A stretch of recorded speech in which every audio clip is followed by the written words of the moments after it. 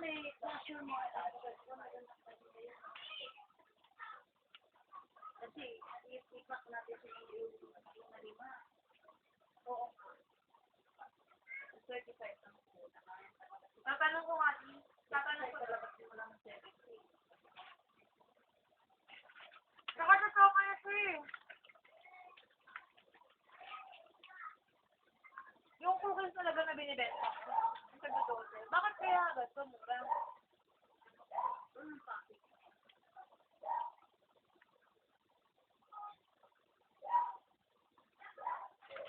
Hindi naman ito yung mga pagkain. Ay, kasi mga pinutoast ko.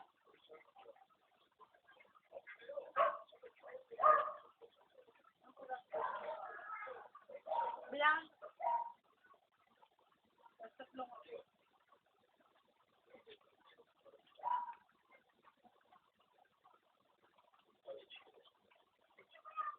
Ito, 4-5 din ah.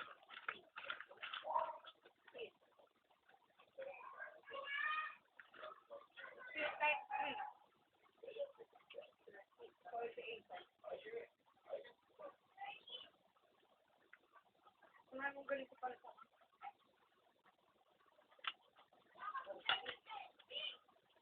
nakakatawa talaga yung boss namin, parang bobo talaga. Sabi namin, kasi minitin niya kami. Lala, bakit ikaw, yung mga mo, nagsigaw naman siya. Hindi, kayo naman. Sige, ikaw, bakit ganun din yung mga keywords mo? Kasi hindi nag-rank. Tapos hindi pa ka nag-ano ng daily-daily, ganyan na yung explain namin. Sabi ko kasi, Sir Pao, kung ikaw ba naman yung Google, mapapansin mo na napaka-heavy na trend sa agad yung ililik nitong isang account na to.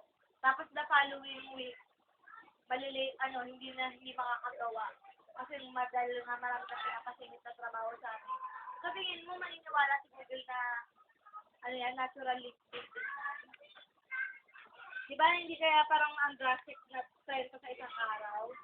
Diba? Sabi ko, pero nice naman siya, parang sabi ko, di ba parang ang drastic naman ako? Bakit po kaya hindi natin baguhin? Gawin na lang po natin. Since halimbawa ako, 5 yung kliyente ko. Di 6 links per day per client. Sabi ko gano'n.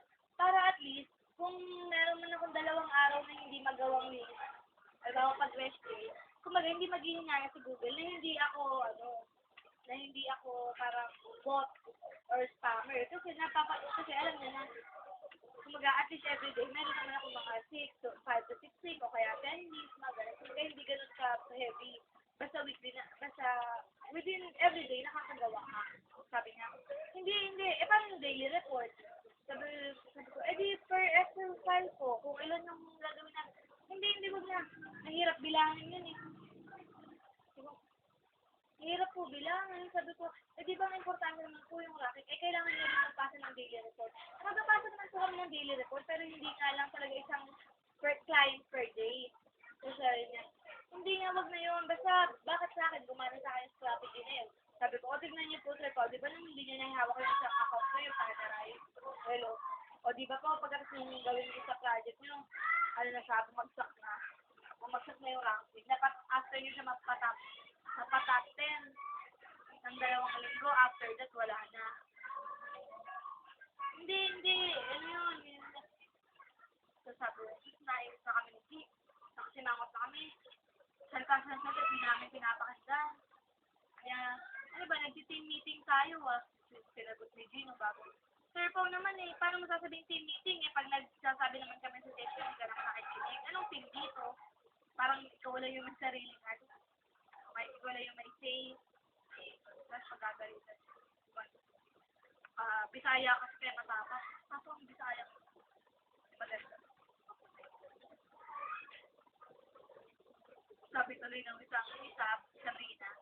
Isa rin yung supervisor, yung building, isa rin ang team staff. Mahilig siya mag-hire ng maganda. Akala niya mga magagandang na-hire niya, mabait ha. Hindi niya alam, magtatapang. Go Tigers! Mga Tigers proud ka. Kasi mali naman kasi talaga yung strategy niya. Pinipilit niya.